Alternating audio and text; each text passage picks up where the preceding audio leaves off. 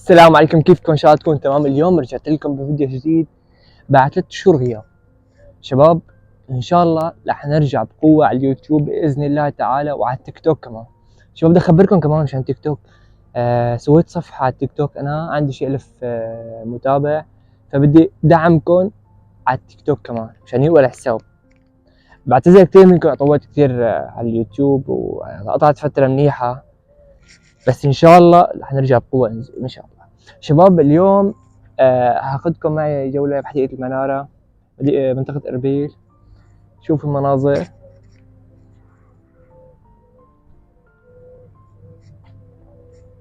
تمام شباب، امشوا معي.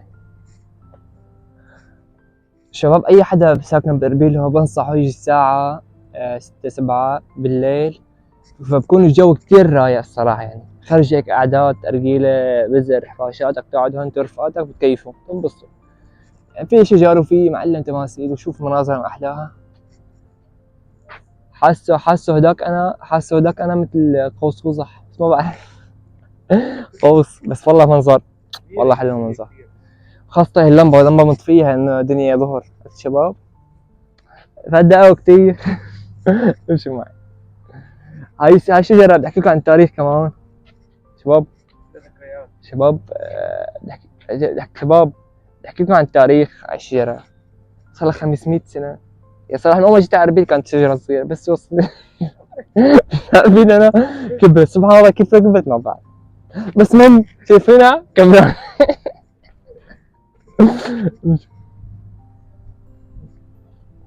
هيك كمان شو بدي اقول لكم شباب، بدي اخبركم كمان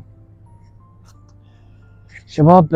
هداك البرج ما بعرف، برج ايفل، برج ايفان، برج خليفه، ما بعرف شو، بس بالضبط انه برج، مو برج. بهاي الحديقه بطلع عليه بلاقي برج هنا.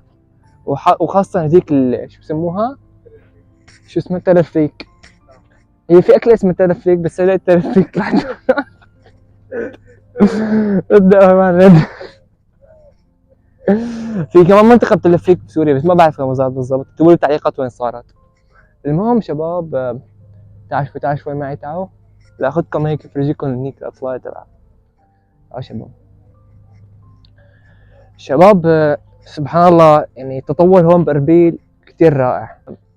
شايفين كراسي انتو، اصفر ازرق، يعني سبحان الله تطور. وين سوريا؟ وين حديقة شو اسمها؟ حديقة وطنية عند جسر الرئيس، وحديقة هون على حالة بتفرق خلط الله. امشي معي. تعالوا شباب، تعالوا شوي.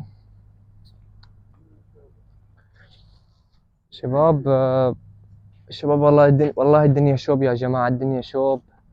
عم صور لكم فيديو بالشوب عشان اضل مستمر معكم على قناة اليوتيوب. فشوفوا فوق شباب، هاي ان شاء الله بالفيديو الجاي، ان شاء الله شباب هاي بالفيديو الجاي ان شاء الله بدي اركب فيها. بس شباب ذكروني بالتعليقات عشان اسوي لكم فيديو ثاني راكب هاي، بسوي لكم الاطلاله من اولها لاخرها. تمام شباب، امشوا معي كمان فرجيكم شو فيهم كمان. خبرتكم شباب يلي بدي اصور فوتوغراف هون. منطقة كتير حلوة وكتير يعني كتير رائعة، خاصة بالليل كمان بيطلع كتير صور دمعة. فشباب خليني افرجيكم كمان شباب. والله يعني كمناظر، يعني كمناظر بصراحة كتير حلوة، خاصة التماثيل يعني شجر والتصميم. يعني جد يعني بعطيه تقييم عن جد، يعني 10/10 الصراحة تقييم، وبيستاهل يعني. بس بالليل يعني مناظر أحلى بالليل لسه كمان.